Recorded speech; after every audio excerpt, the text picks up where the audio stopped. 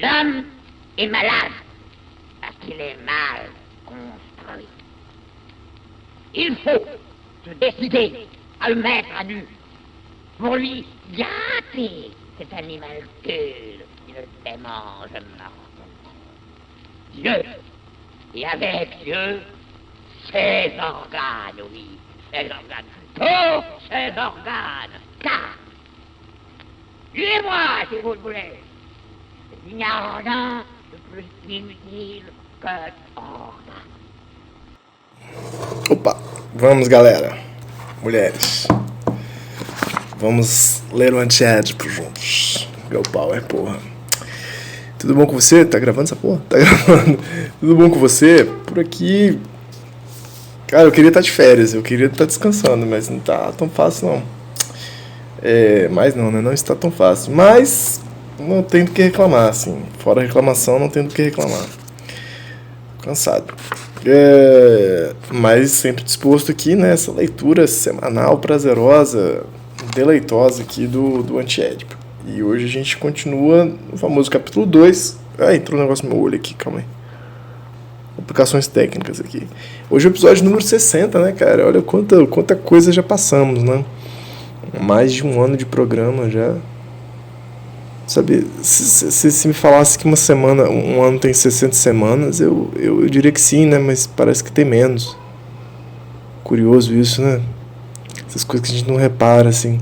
Mas enfim, 60 semanas já produzindo isso, fora acho que teve um períodozinho de férias que eu tirei de 2 semanas. Vocês podem ver que eu sou uma pessoa volta muito na temática das férias, né? Uma pessoa muito apegada a isso. E é isso, acho que não tem muitas novidades, não. Então vamos à leitura, né? Eu acho que é isso. E se você tiver novidades, conta aí, por favor. Vem cá contar. Tem algumas novidades no WhatsApp que eu preciso responder lá, que eu recebi novidades e o WhatsApp fica sempre pendente as coisas. Pô, eu gravei já um episódio quinta-feira passada. Não, eu já falei.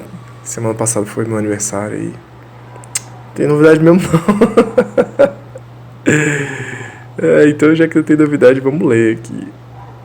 Pronto, 20 minutinhos. Fazer esse tempinho de praxe, né? Cara, a gente tá... Hoje é pouca fofoca, pouca lorota, muita esquizoanálise, muito antiédipo. A gente tá aqui na página 126, no qual eles estão falando do ovo esquizofrênico, né? No original do francês é lá perto da página 109. E é isso. Acompanha aí. 126, o ovo esquizofrênico. O ovo esquizofrênico é como o ovo biológico. Eles têm uma história semelhante, seu conhecimento esbarrou nas mesmas dificuldades, nas mesmas ilusões.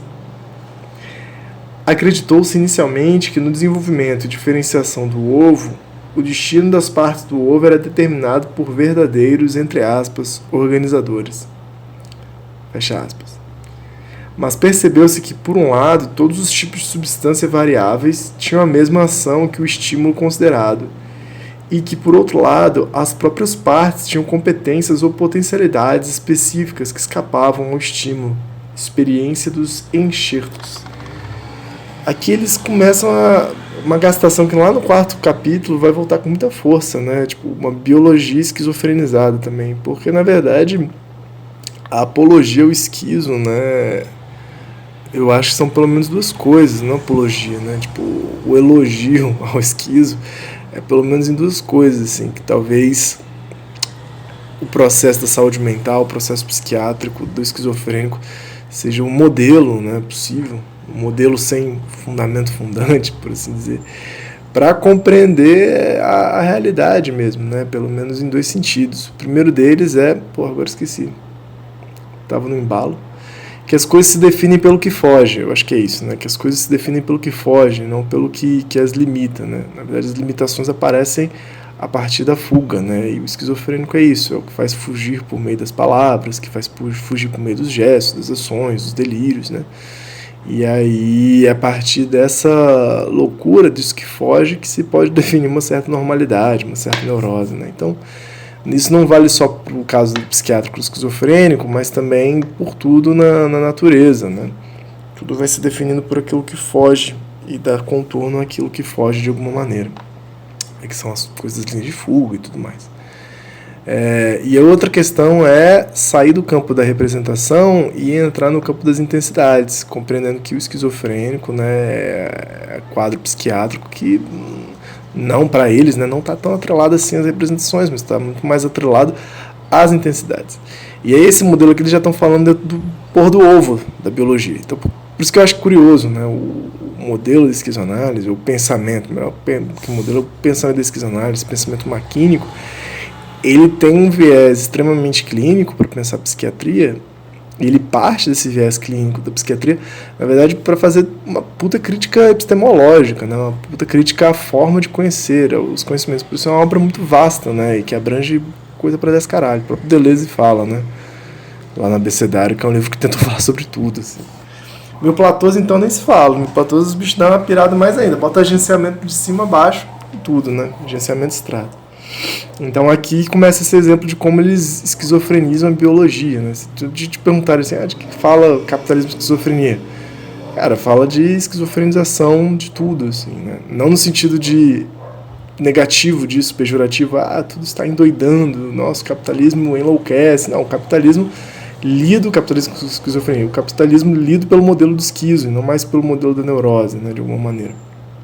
O capitalismo lido como isso que faz fugir, como isso que capturou de alguma forma o funcionamento esquizo e captura continuamente, né? Que identifica, reconhece, faz apropriação desse funcionamento esquizofrênico. Para você ver que também não é nem um pejorativo, nem um elogio, né? Porque não falar que o capitalismo funciona de maneira esquizofrênica, também precisa do seu polo paranoico, né? Que é um elogio. É mais a meu ver, né? Uma metodologia, um modo de pensar maquínico, assim, né? Que eles se apropriam a partir desse modelo esquizo. Bom, assim como eu entendo, e eles vão seguir falando do ovo e da biologia aqui. De onde a ideia de que os estímulos não são organizadores, mas simples indutores. E, no limite, indutores de qualquer natureza. Então, contrário à ideia de umas definições de partes organizadoras, né, ou substâncias organizadoras do ovo, o ovo mesmo da galinha, na verdade, estímulos não organizados, não organizadores, né? Enfim, por aí vai. Todos os tipos de substâncias, todos os tipos de materiais mortos, fervidos, triturados, têm o mesmo efeito. O que permitiu a ilusão foi o começo do desenvolvimento.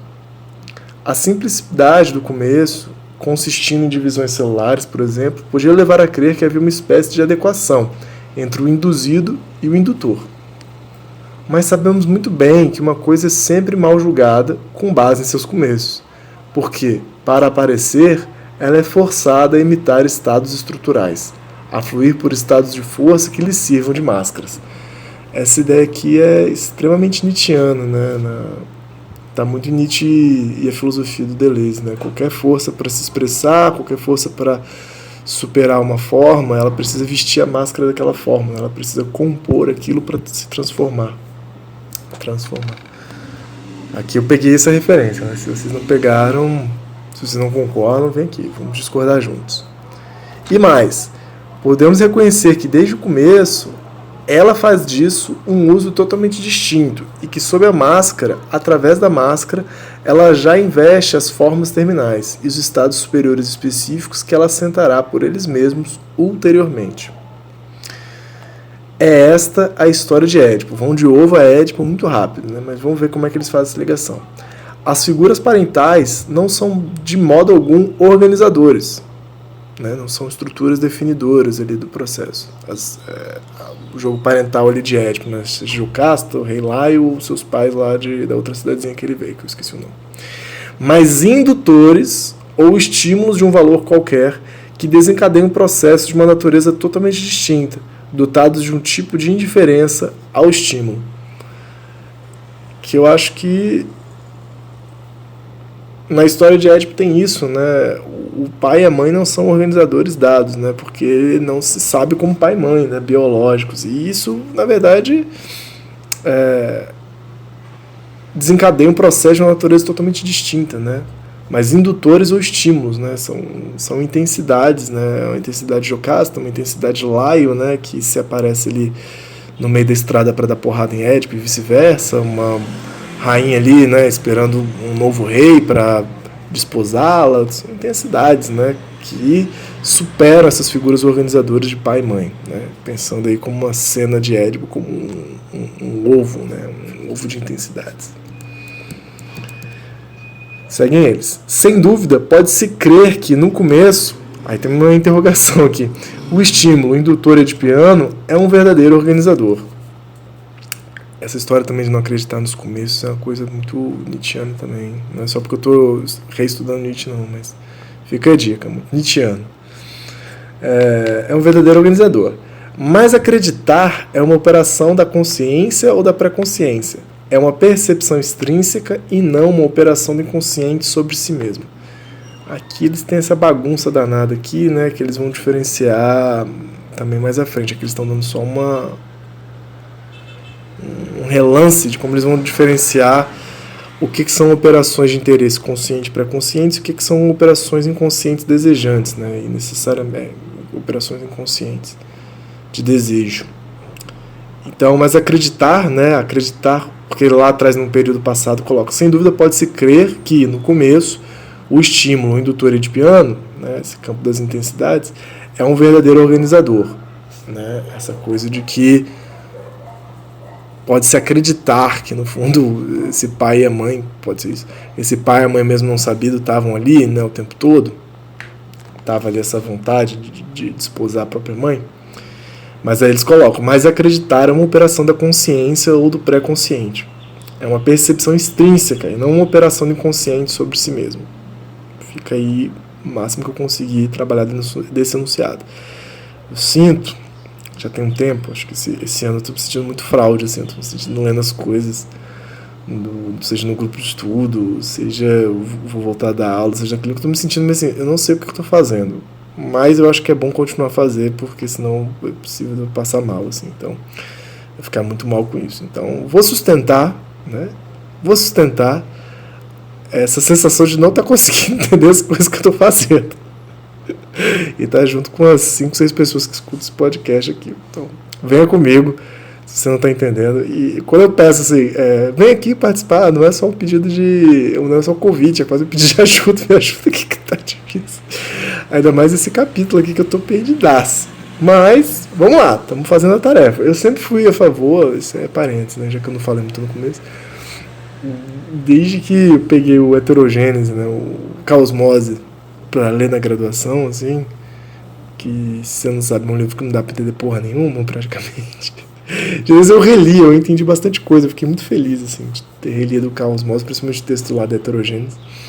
E falei, porra, tá, faz sentido, assim. Até escrevi sobre isso.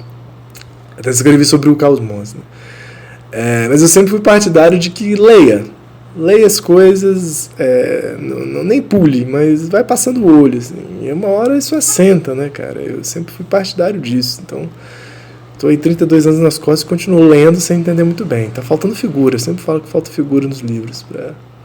O pior é que quando o Deleuze e o Guattari botam figura, fica pior ainda o bagulho. Mas enfim, essa é a minha máxima. Vai lendo, vai tranquilo. Se tá interessante, se tá fazendo sentido ler, continua, mesmo que não esteja inteligível, assim. É a minha máxima.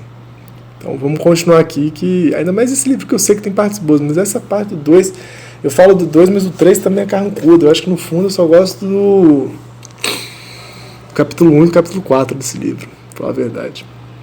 Mas vamos lá, uma hora a gente vai chegar no 4. E desde o começo da vida da criança já se trata de um empreendimento totalmente distinto que abre passagem através da máscara de Édipo.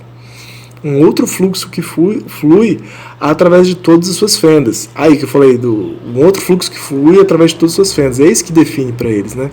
Não é a forma de Édipo. Por que a criança está submetida à forma de Édipo? Por causa de uma estrutura? Por causa de uma programação inconsciente estrutural? Não, porque seu pai e sua mãe, quando você era criança, eles já eram edipenizados e edipenizadores. Então a gente está fudido.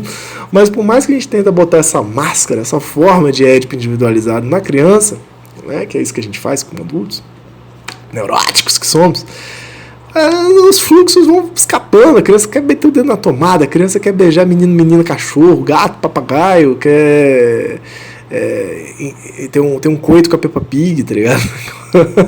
Quer virar a galinha pintadinha, tipo, muita coisa foge, sacou? Não cabe nessa máscara de Édipo, são várias forças. um outro fluxo que flui através de todas as suas fendas. Uma outra aventura que é a da produção desejante. Ouviu, galinha pitadinha? Se prepara. Ora, não se pode dizer que a psicanálise não tenha reconhecido isso de uma certa maneira, que tudo foge às máscaras de Édipo, né? Tal como o ovo. Eles abandonaram a história do ovo, né? Brutalmente. É um parágrafo que os caras esqueceram o que está falando.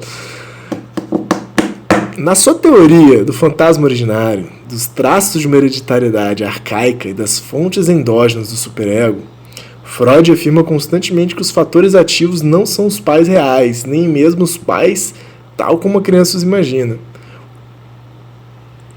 O mesmo acontece com mais forte razão com os discípulos de Lacan, quando retomam a distinção entre o imaginário e o simbólico, quando opõem o nome do pai a ímago e opõem a foraclusão relativa ao significante a uma ausência ou carência real do personagem paterno. Vamos voltar um pouco. Isso aqui é foda. Isso aqui que, tipo, partiu do ovo da galinha lá, por isso que eu falei da galinha pitadinha, agora que eu me liguei. Para a teoria do fantasma originário na psicanálise. Então vamos voltar um pouco aqui. O que isso tem a ver? Por que eles estavam falando de crianças edipianizadas e de seus fluxos que escorrem por fora, né? E outra aventura se dá, que é a da produção desejante. Por que eles jogaram essa coisa da teoria do fantasma originário? E primeira oração. Ora, não se pode dizer que a psicanálise não tenha reconhecido isso de uma certa maneira, que tudo foge. Na sua teoria do fantasma originário, e eles colocam aqui, em continuação, né? Dos traços de uma hereditariedade arcaica e das fontes endógenas do superego. Então, vamos por parte. Teoria do fantasma originário. Eu esqueci o que é. Eu confundo. Tinha outra coisa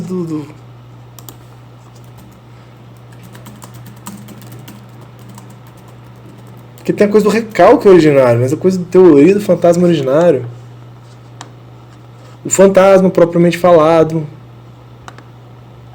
Tô vendo aqui algum artigo. Bati no Google. Ó, tem um vídeo do Dunker aqui, hein? Se você quiser ver, fantasma, fantema e fantalaranja.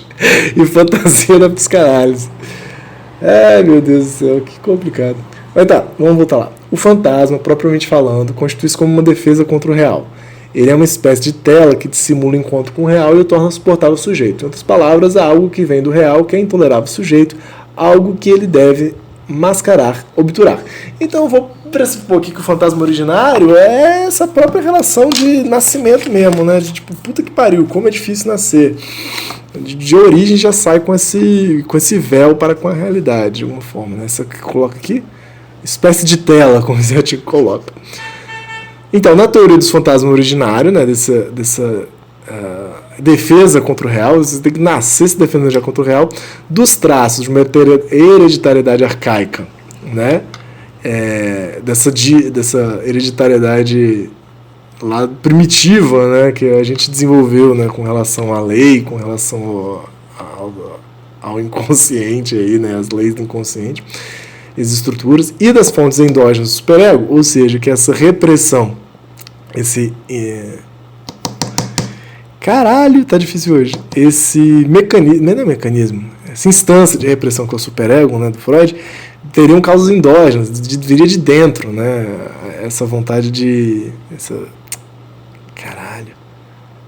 essa instância de repressão e de censura, né, tipo, nossa, dentro de você tem uma instância de repressão e censura, você tem um policialzinho dentro de você, assim.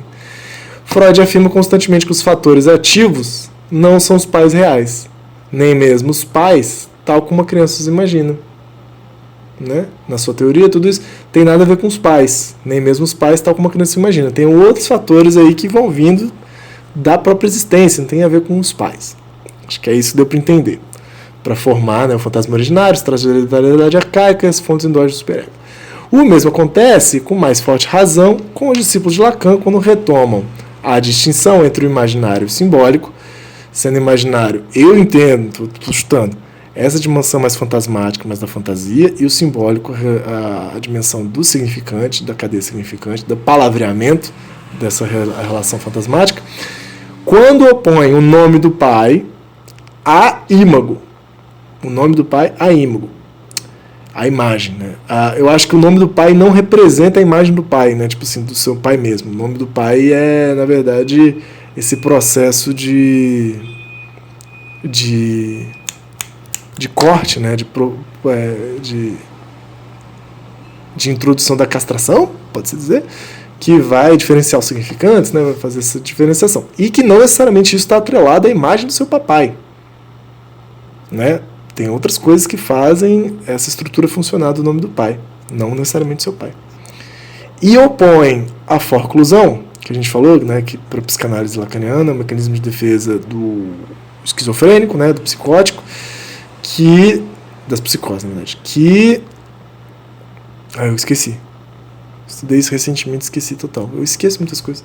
Procurei forclusão, né, que impede, de alguma maneira, a dissociação, a separação dos significantes, de alguma maneira, né, relativo ao significante. E opõe a forclusão, relativa ao significante, a uma ausência ou carência real do personagem paterno.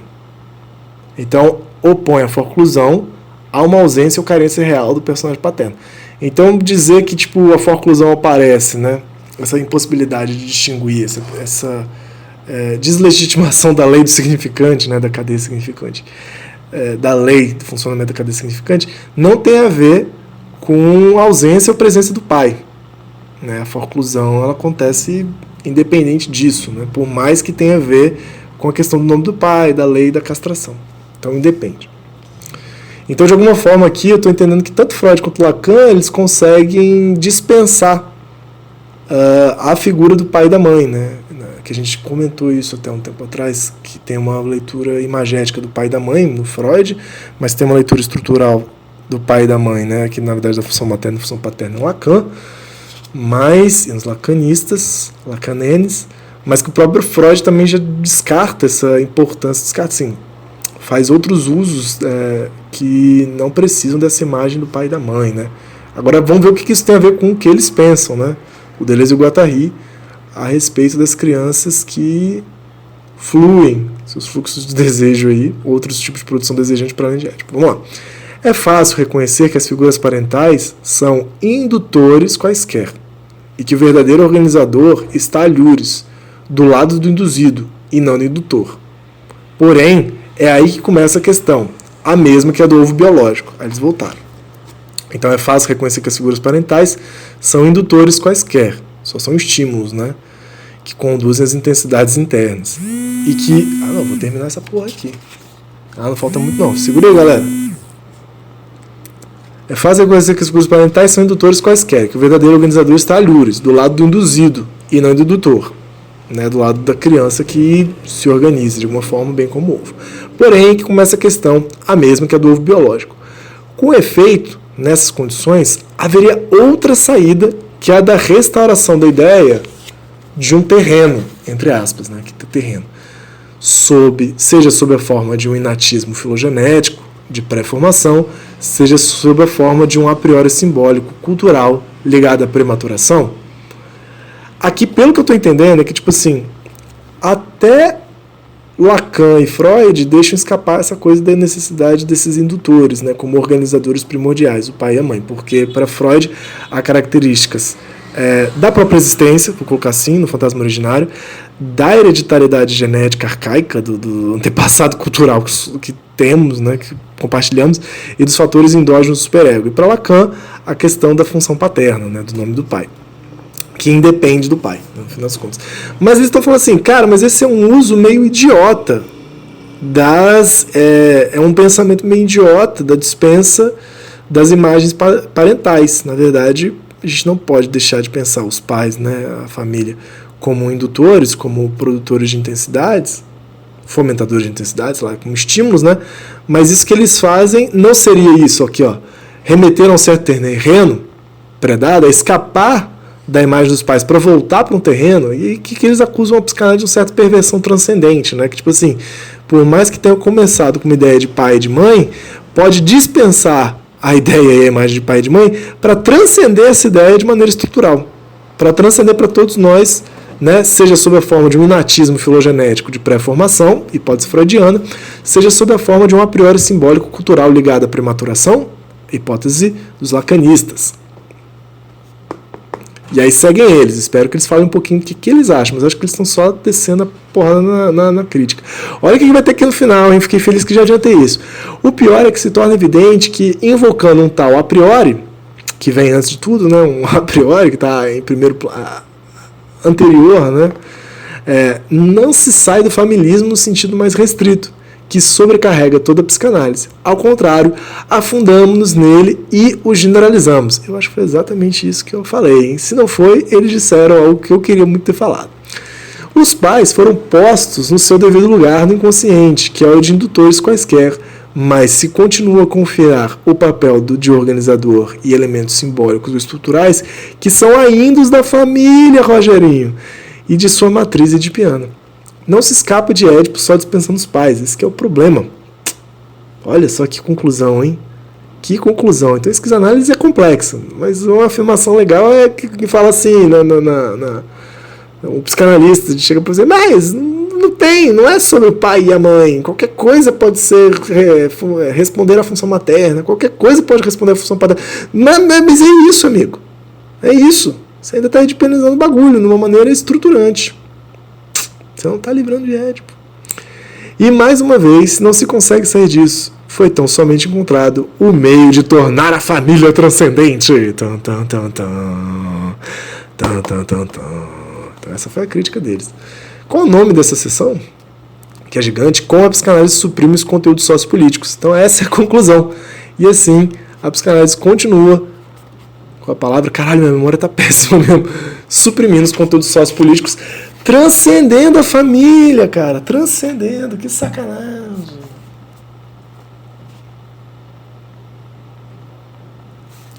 Hoje é 17/2. Eu tô vendo muito Larica Total, eu tô influenciado. Thiago, forte abraço aí, um dia você vai ouvir esse podcast. Thiago que me apresentou Larica Total, Cozinha de Guerrilha. Quem puder assistir, assista. Essas recomendações. Semana que vem a gente tá na página 128, 2.5.5, um familismo impenitente. Interessante.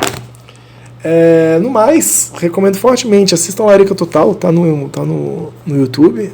Cozinha Esquizo aí, muito interessante. Tem 3 temporadas, eu acho, de Larica Total, muito bom. 3 ou 4, programa antigo, e eu dou várias risadas. E, cara, eu escutei um podcast, você que tá ouvindo um podcast, eu ouvi um podcast que eu achei muito bom, assim. Dá raiva, mas é muito bom, que chama República das Milícias. Vocês já ouviram. Tá lá nos agregadores de conteúdo aí de áudio. Ouçam lá, são 8 episódios que retratam como que o Brasil se transforma na República das Milícias, assim, fala bastante do Rio de Janeiro, você que tá aí, 027 é Vitória, 021, né, RJ, ouve aí, chora, pô, falando sério, eu chorei ouvindo esse podcast, então, negócio interessantíssimo. Tem um livro também do Bruno Paes Manso, acho que é esse o nome do autor, um jornalista, bem maneiro, ele que narra lá a história da República das Milícias, do próprio livro, só que bem complementado. Cara, recomendo fortemente. Depois, se vocês escutarem, traz uma devolutiva aí. E eu falei um dia que eu ia falar de Matrix 4 aqui, né? E não falei até hoje. Então, no próximo episódio me cobrem aí. Forte abraço. Acabei falando bastante. Tinha que ser um episódio curtinho, foi um episódio meio tagarelado. Um beijo, até a próxima.